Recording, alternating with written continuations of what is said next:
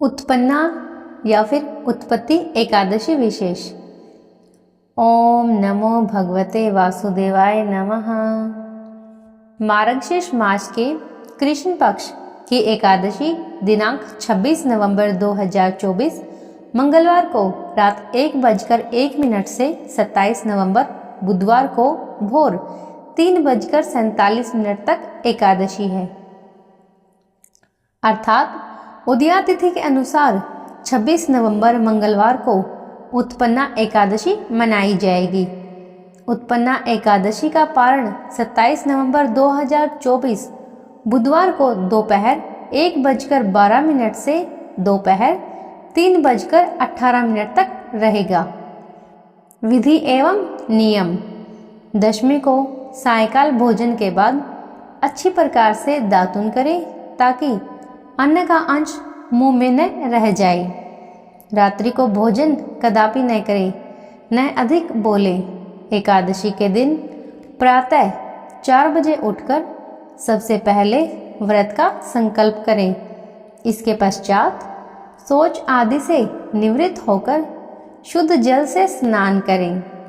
पूरे दिन निराहार रहकर संध्या पूजन के बाद फलाहार लें। संभव हो तो श्री हरि के किसी भी मंत्र का जाप करते रहें, पर निंदा, छल कपट, लालच, द्वेष की भावना मन में न लाएं। रात्रि में सोना या प्रसंग नहीं करना चाहिए। सारी रात भजन कीर्तन आदि करना चाहिए। जो कुछ पहले जाने अनजाने में पाप हो गए हों उनकी क्षमा मांगनी चाहिए। द्वादशी के दिन ब्राह्मणों को भोजन करवाने के पश्चात स्वयं भोजन करें। उत्पन्ना एकादशी की कथा इस प्रकार है। युधिष्ठिर ने भगवान श्री कृष्ण से पूछा, भगवान, पुण्यमयी एकादशी तिथि कैसे उत्पन्न हुई? इस संसार में वह क्यों पवित्र मानी गई तथा देवताओं को कैसे प्रिय हुई? श्री भगवान बोले, कुंती नंदन, प्राचीन समय की बात है। सतयुग में मूर नामक दानव रहता था। वह बड़ा ही अद्भुत, अत्यंत रौद्र तथा संपूर्ण देवताओं के लिए भयंकर था। उस काल रूपधारी दुरात्मा महासुर ने इंद्र को भी जीत लिया था। संपूर्ण देवता उससे परास्त होकर स्वर्ग से निकाले जा चुके थे और शंकित तथा भयभीत होकर पृथ्वी पर विचरा करते थे। एक दिन सब देवता महादेव जी के पास गए। वहां इंद्र ने भगवान शिव के आगे सारा हाल कह सुनाया। इंद्र बोले, महेश्वर, ये देवता स्वर्गलोक से निकाले जाने के बाद पृथ्वी पर विचर रहे हैं। मनुष्यों के बीच रहना इन्हें शोभा नहीं देता। देव, कोई उपाय बतलाइए। देवता किसका सहारा ले?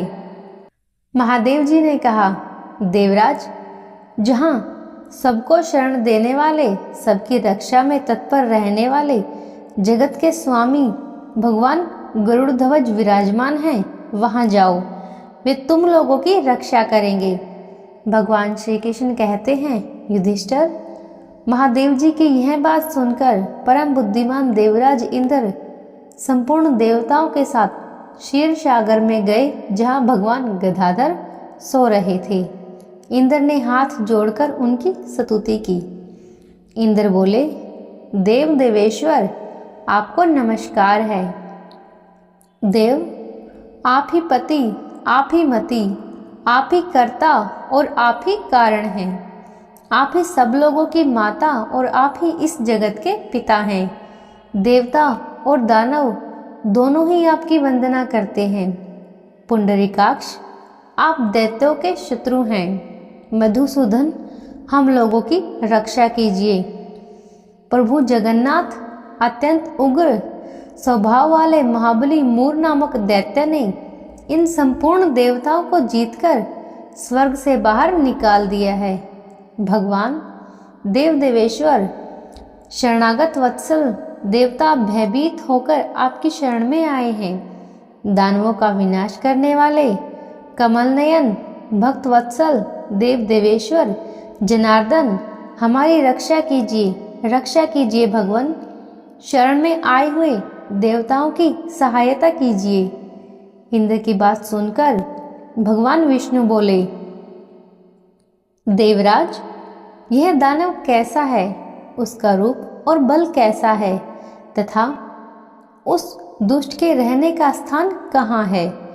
इंद्र बोले, देवेश्वर, पूर्व काल में ब्रह्मा जी के वंश में लालजंग नामक एक महान असुर उत्पन्न हुआ था, जो अत्यंत भयंकर था। उसका पुत्र मूर दानव के नाम से विख्यात है। वह भी अत्यंत उत्कट, महापराक्रमी और देवताओं के लिए भयंकर है।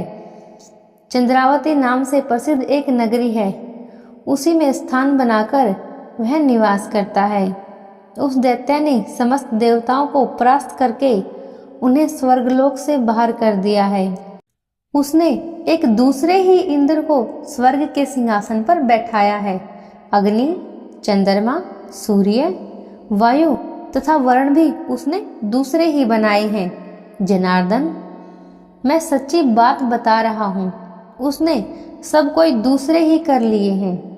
देवताओं को तो उसने उनके प्रत्येक स्थान से वंचित कर दिया है। इंद्र की यह बात सुनकर भगवान जनार्दन को बड़ा क्रोध आया। उन्होंने देवताओं को साथ लेकर चंद्रावती नगरी में प्रवेश किया। भगवान गदाधर ने देखा कि दैत्यराज बारंबार गर्जना कर रहा है और उससे परास्त होकर संपूर्ण देवता दशों दिशाओं में भाग रहे हैं। अब वह दानव भगवान विष्णु को देखकर बोला, खड़ा रह, खड़ा रह। उसकी यह ललकार सुनकर भगवान के नेत्र क्रोध से लाल हो गए। वे बोले, अरे दुराचारी दानव, मेरी इन भुजाओं को देख। यह कहकर श्री विष्णु ने अपने दिव्य बाणों से सामने आए हुए दुष्ट दानवों को मारना आरंभ किया। दानव भय से विहल हो उठे। पांडुनंदन, तत्पश्चात श्री विष्णु ने दैत्य सेना पर चक्र का प्रहार किया। उससे छिन्न भिन्न होकर सैकड़ों योद्धा मौत के मुख में चले गए। इसके बाद भगवान मधुसूदन बदरिकाश्रम को चले गए। वहाँ सिंहावती नाम की गुफा थी, जो 12 योजन लंबी थी। पांडुनंदन, उस गुफा में एक ही दरवाजा था। भगवान विष्णु उसी में सो गए। वह दानव मूर भगवान को मार डालने के उद्योग में उनके पीछे पीछे तो लगा ही था, अतः उसने भी उसी गुफा में प्रवेश किया। वह भगवान को सोते देख उसे बड़ा हर्ष हुआ। उसने सोचा, यह दानवों को भय देने वाला देवता है, अतः निसंदेह इसे मार डालूंगा। युधिष्ठिर, दानव के इस प्रकार विचार करते ही भगवान विष्णु के शरीर से एक कन्या प्रकट हुई, जो बड़ी ही रूपवती, सौभाग्यशालिनी तथा दिव्य अस्त्र शस्त्रों से सुसज्जित थी। वह भगवान के तेज के अंश से उत्पन्न हुई थी। उसका बल और पराक्रम महान था। युधिष्ठिर, दानवराज मूर ने उस कन्या को देखा।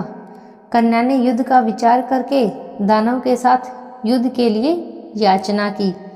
युद्ध छिड़ गया। कन्या सब प्रकार की युद्ध कला में निपुण थी। वह मूर नामक महान असुर उसके हुंकार मात्र से राख का ढेर हो गया। दानव के मारे जाने पर भगवान जाग उठे। उन्होंने दानव को धरती पर इस प्रकार निष्प्राण पड़ा देखकर कन्या से पूछा, मेरा यह शत्रु अत्यंत उग्र और भयंकर था, किसने इसका वध किया है? कन्या बोली, स्वामिन, आपके ही प्रसाद से मैंने इस महादैत्य का वध किया है। श्री भगवान ने कहा, कल्याणी, तुम्हारे इस कर्म से तीनों लोकों के मुनि और देवता आनंदित हुए हैं। अतः तुम्हारे मन में जैसी इच्छा हो उसके अनुसार मुझसे कोई वर मांग लो। देव दुर्लभ होने पर भी वह वर मैं तुम्हें दूंगा, इसमें तनिक भी संदेह नहीं है। वह कन्या साक्षात एकादशी ही थी। उसने कहा, प्रभो, यदि आप प्रसन्न हैं तो मैं आपकी कृपा से सब तीर्थों में प्रधान, समस्त विघ्नों का नाश करने वाली तथा सब प्रकार की सिद्धि देने वाली देवी हूँ। जनार्दन, जो लोग आप में भक्ति रखते हुए मेरे दिन को उपवास करेंगे उन्हें सब प्रकार की सिद्धि प्राप्त होगी। माधव, जो लोग उपवास, नक्त भोजन अथवा एक भुक्त करके मेरे व्रत का पालन करें उन्हें आप धन, धर्म और मोक्ष प्रदान कीजिए। श्री विष्णु बोले, कल्याणी, तुम जो कुछ कहती हो वह सब पूर्ण होगा। भगवान श्री कृष्ण कहते हैं, युधिष्ठिर, ऐसा वर पाकर महाव्रता एकादशी बहुत प्रसन्न हुई। दोनों पक्षों की एकादशी समान रूप से कल्याण करने वाली है। इसमें शुक्ल और कृष्ण का भेद नहीं करना चाहिए। यदि उदयकाल में थोड़ी सी एकादशी, मध्य में पूरी द्वादशी और अंत में किंचित त्रयोदशी हो तो वह त्रिस्पर्शा एकादशी कहलाती है। वह भगवान को बहुत ही प्रिय है। यदि एक त्रिस्पर्शा एकादशी को उपवास कर लिया जाए तो 1000 एकादशी व्रतों का फल प्राप्त होता है तथा इसी प्रकार द्वादशी में पारण करने वाले पर 1000 गुना फल माना गया है। अष्टम एकादशी, षष्ठी, तृतीय और चतुर्दशी ये यदि पूर्व तिथि से विद्ध हो तो उनमें व्रत नहीं करना चाहिए। परवर्तिनी तिथि से युक्त होने पर ही उनमें उपवास का विधान है।